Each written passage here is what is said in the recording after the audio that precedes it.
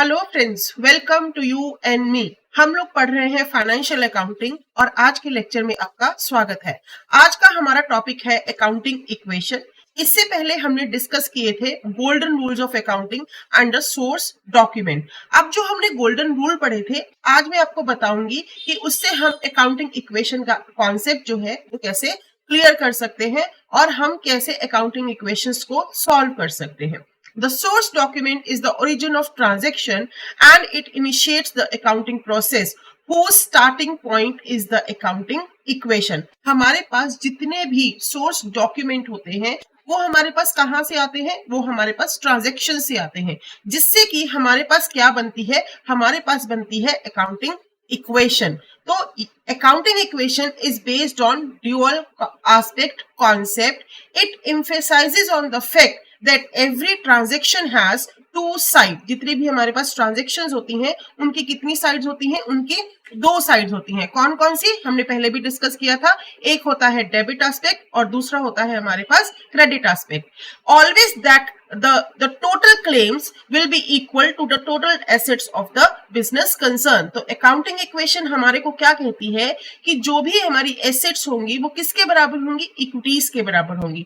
The claims are also known as equities, owner equity and outsider equity. तो अगर हम यहाँ पर बात करें तो ये हमारे पास क्या है? ये है हमारे पास एसेट्स एंड इक्विटीज। तो assets is equal to capital plus liability. ये क्या है? हमारी अकाउंटिंग इक्वेशन है। इसको हम क्या बोलते हैं? अकाउंटिंग इक्वेशन बोलते हैं। इसको हम दूसरी तरह से भी लिख सकते हैं, capital is equal to assets minus liabilities और liabilities is equal to assets minus capital. तो आपको सिर्फ एक ही चीज याद रखनी है, which is what? This is assets is equal to capital plus liabilities. तो आपको ये याद रखना है। अगर आप और आसान करना चाहते हो तो क्या याद रख सकते हो? Capital is equal to assets minus liabilities. तो एक चीज आपको याद रखनी होगी, तो उससे आप दूसरी इक्वेशन जो है वो खुद ब खुद फ्रेम कर सकते हैं। तो चलिए आज जानते हैं किस तरह से ये अकाउंटिंग इक्वेशंस जो हैं वो हमारे बिजनेस के ऊपर इम्पैक्ट डालती हैं और किस तरह से हम इसको सॉल्व करके बड़ी आसानी से लिख सकते हैं। तो यहाँ पर हम बात करेंगे अकाउंटिंग इक्वेशन की। तो देखिए, अब हम अकाउंटिंग इक्वेशन के कुछ क्वेश्चंस जो हैं वो सॉल्व करेंगे।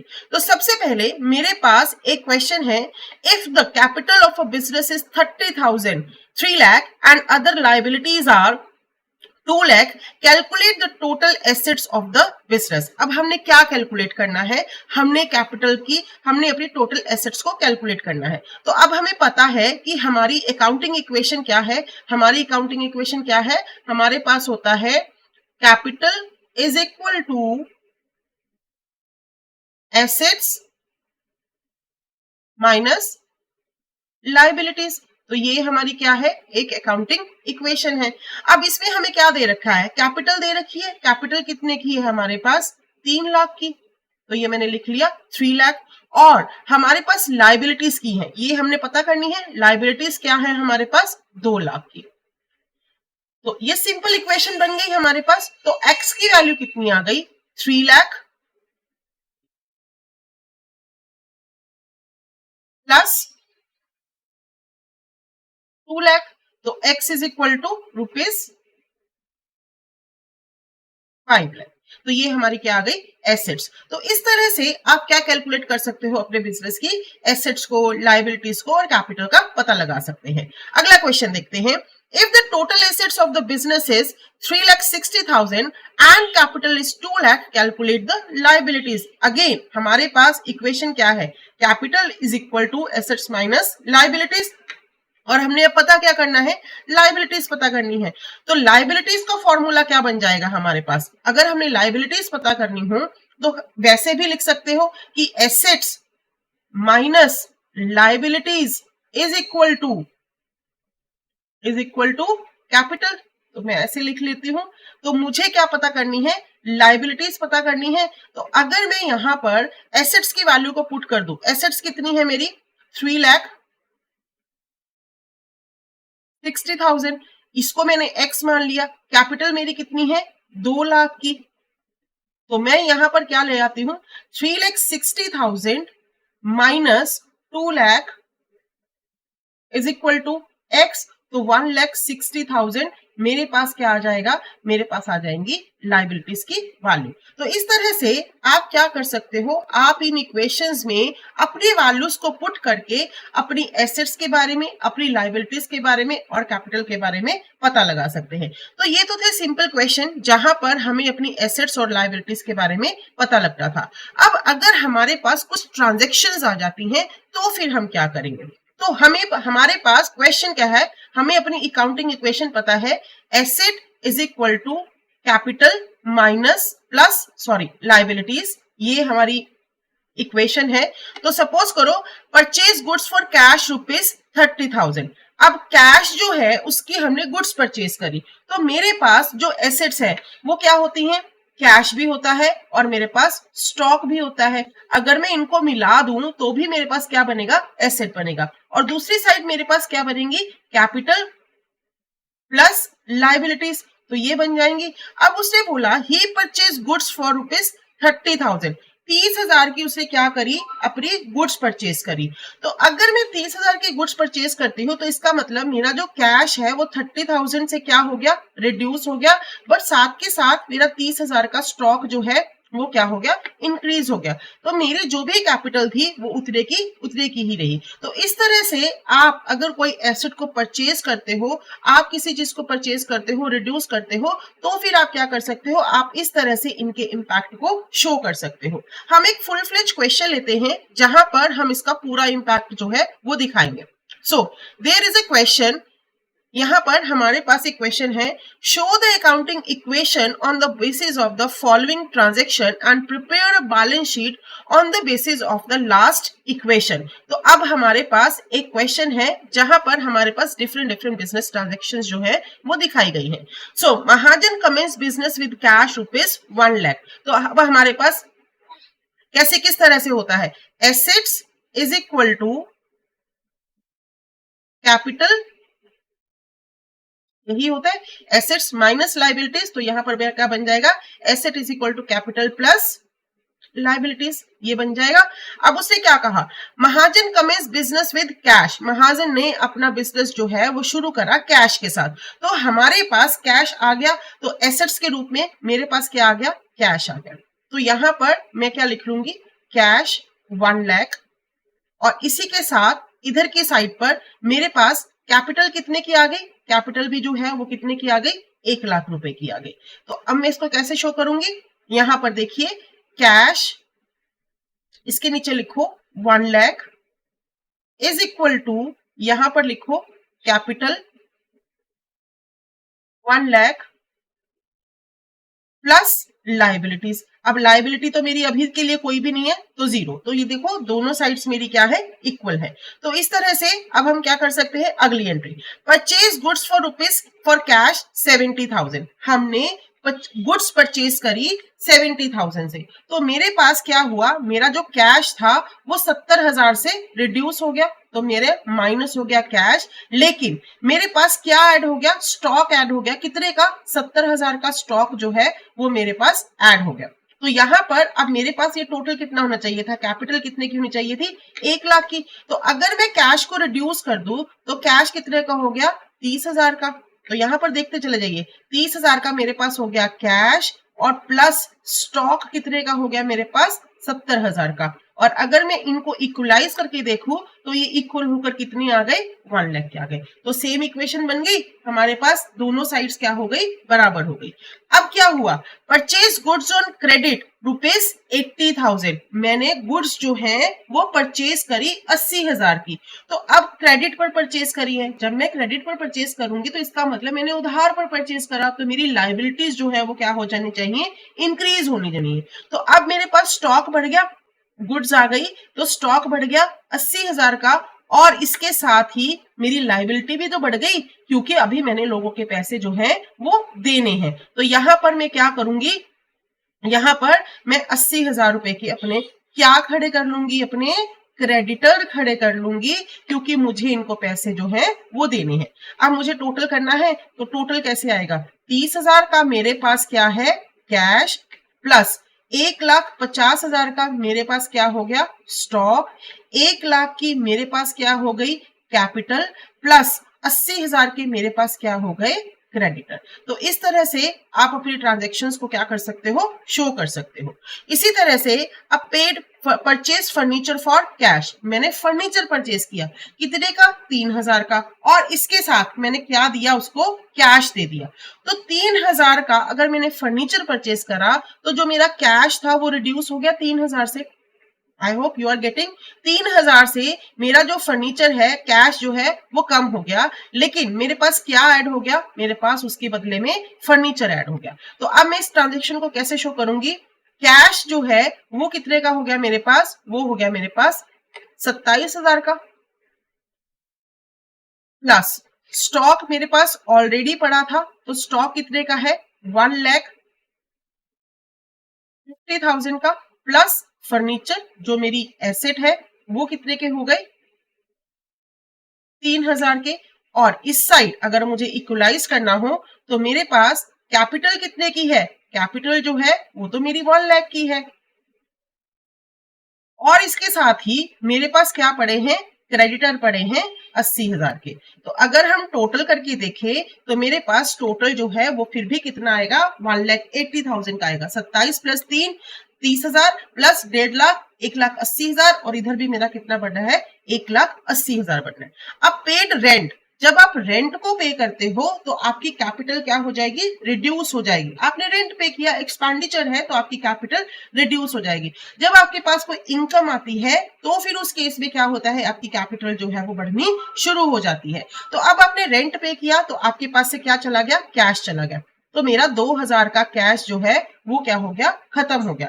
तो कैश यहां से चला गया, तो अगर मैं इस कैश को माइनस कर देती हूं तो इधर से भी मेरी 2,000 का रेंट कैपिटल जो है वो क्या हो जाएगी, कम हो जाएगी, क्योंकि जितने भी आपके एक्सपेंडिचर्स होते हैं वो हमेशा क्या करते हैं, आपकी कैपिटल को रिड्यूस करते हैं। तो फिर से हम अगर इसको इक्वलाइज करने की कोशिश करेंगे, तो अगर मैं इसको इक्वलाइज करूं तो ये क्या बन जाएगा, मेरे पास कितने का कैश रह गया, 25,000 का, स्टॉक कितने का रह गया, 1,50,000 का,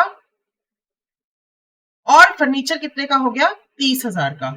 इसी तरह से अगर कैपिटल की बात करें तो 9,80,000, सॉरी 9,98,000,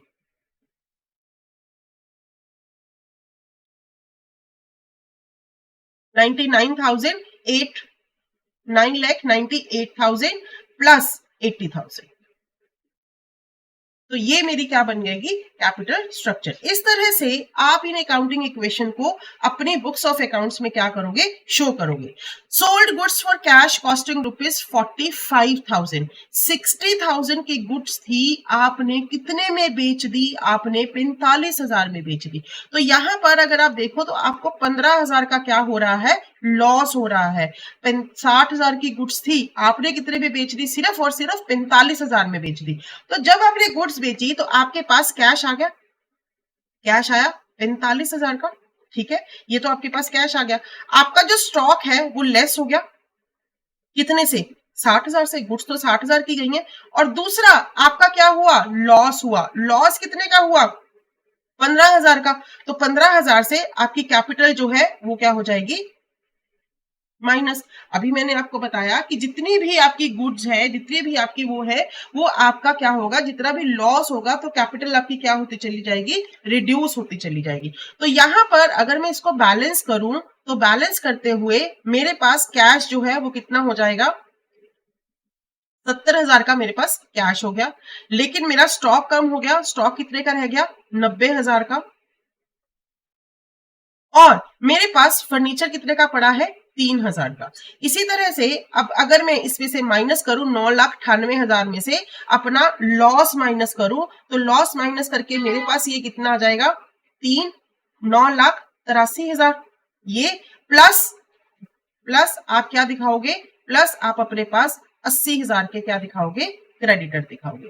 तो इस तरह से आप अपनी इक्वेशन को जो है वो मेंटेन कर सकते हो। आगे लिखा है पेड टू क्रेडिटर, हमने क्रेडिटर को पे कर दिया, कितने, 20,000 रुपए पे कर दिए। तो मेरा कैश जो है वो ऑटोमेटिकली कम हो गया। तो यहां पर आप कैश को क्या कर दोगे, रिड्यूस कर दोगे, माइनस और आपके क्रेडिटर भी तो कम हो गए क्योंकि आपने इनको पेमेंट कर दी। तो जब आपने पेमेंट कर दी तो आपके पेमेंट जो है वो रिड्यूस हो गए। तो 20,000 की आपकी क्रेडिटर रिड्यूस हो गए और 20,000 का आपका कैश रिड्यूस हो गया। तो अगर आप इसको बैलेंस करके देखोगे तो मेरे पास यहाँ पर जो क्रेडिटर है वो कितने के रह गए, वो रह गए 50,000 के,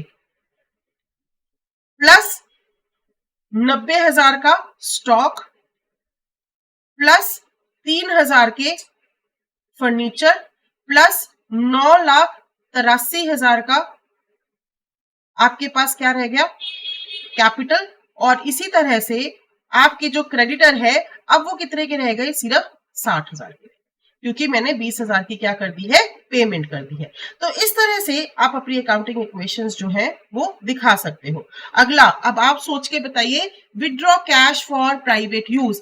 आपने अपने बिजनेस से अपने लिए 10,000 रुपए जो है वो निकाल लिए। तो किसने निकाले, ऑनर ने निकाले। और जब ऑनर कोई चीज अपने बिजनेस में डालता है उसको हम बोलते हैं कैपिटल, और ऑनर अपने बिजनेस से कोई भी चीज निकालता है तो उसको बोलते हैं ड्रॉइंग्स। तो ये चीजें मैंने आपको तब बताई थी जब हम लोगों ने टर्म्स के बारे में बात करी थी। तो अब उसने कैश निकाला, जब उसने कैश निकाला तो ये 10,000 रुपए मेरे बिजनेस से क्या हो जाएंगे, कम हो जाएंगे। तो अगर मेरे बिजनेस से ये 10,000 रुपए कम हो रहे हैं तो अब हमारे पास क्या हो रहा है, हमारा जो कैश है वो क्या हो रहा है, कम हो रहा है। और ड्रॉइंग्स यानी मेरी बिजनेस से लेनदारी बढ़ गई है। तो अब मैं क्या करूंगी, अपने लोगों को यानी मेरी जो कैपिटल है वो क्या हो जाएगी, थोड़ी सी बढ़ जाएगी, क्योंकि ये मेरी इनकम बन गई है। तो अब देखिए मैं इसको, इसी चीज को आपको दोबारा से दिखाती हूँ कि ये हम कैसे रिकॉर्ड कर सकते हैं। यहां पर just wait a minute, I am rotating the page so that you can come to know कि किस तरह से हम अपनी ट्रांजेक्शन्स को, बिजनेस ट्रांजेक्शन्स को दिखा सकते हैं।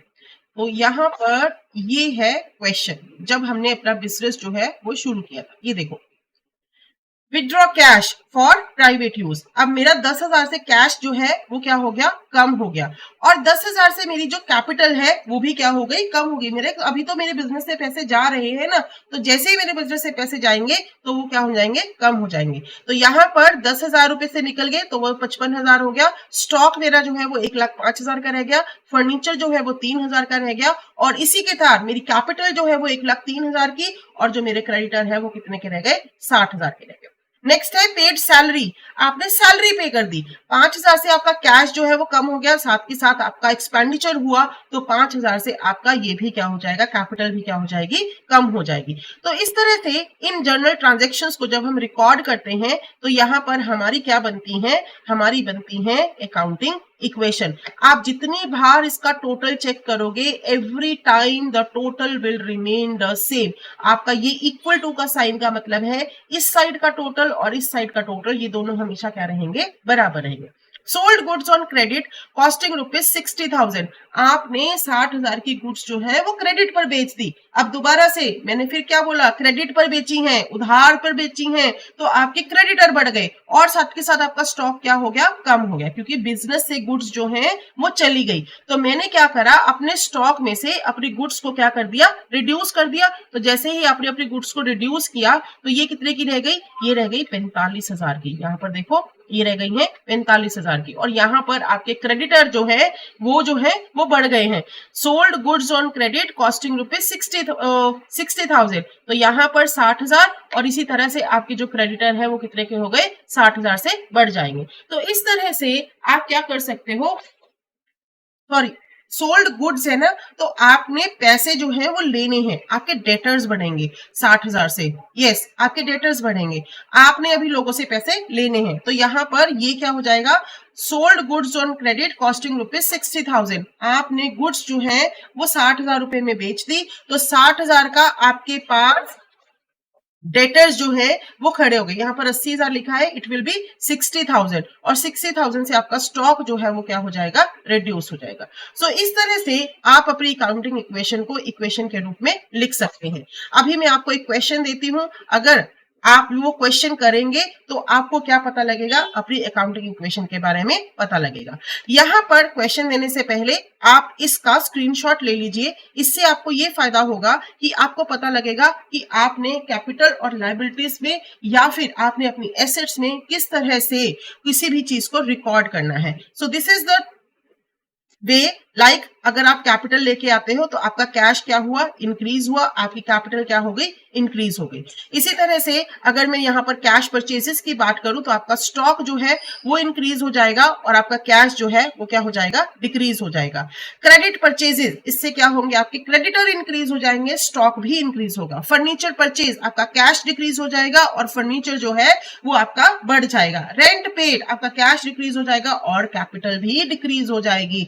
मैंने आपको बार बार बताया है कि अगर आपके एक्सपेंडिचर्स हो रहे हैं, अगर आपके लॉस हो रहे हैं तो आपकी कैपिटल क्या हो जाएगी, डिक्रीज हो जाएगी। कैश सेल, कैश इंक्रीज हुआ, स्टॉक आपका कम हो गया। इसी तरह से payment to creditor, cash decrease हो गया और आपके क्रेडिटर भी डिक्रीज हो गए। जब आपने अपने प्राइवेट यूज के लिए कैश निकाला, कैश डिक्रीज हो गया, कैपिटल डिक्रीज हो गई। सैलरी पे करी, कैश डिक्रीज हो गया, कैपिटल डिक्रीज हो गई। क्रेडिट सेल्स, स्टॉक डिक्रीज हो गया और आपके डेटर्स जो हैं वो बढ़ गए हैं। तो ये एक फॉर्मूला है जिसको अगर आप देखना चाहो, इनको आप ध्यान में रख लो, इसका स्क्रीनशॉट ले सकते हो। इस स्क्रीनशॉट को आगे रखकर आप अपने कुछ बिजनेस ट्रांजैक्शंस को डालने की कोशिश करिए, तो आपको पता लग जाएगा कि किस तरह से हम अपनी अकाउंटिंग ट्रांजैक्शंस को रिकॉर्ड करते हैं। तो अभी आपके लिए एक छोटा सा क्वेश्चन है, आप उस क्वेश्चन को या उन ट्रांजैक्शंस को करने की कोशिश करिएगा, जिससे आपको ये पता लगेगा कि किस तरह से हम अपने अकाउंटिंग ट्रांजैक्शंस को रिकॉर्ड कर सकते हैं।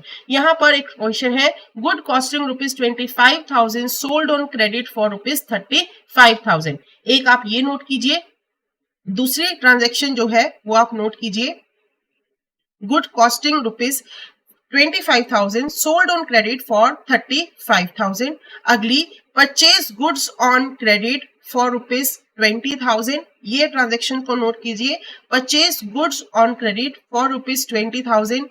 Purchase goods for cash ₹30,000। एक ट्रांजैक्शन ये नोट कीजिए, purchase goods for cash ₹30,000। and second one is, if the total assets of the business are 3,60,000 and capital is 2 lakh, calculate the liabilities।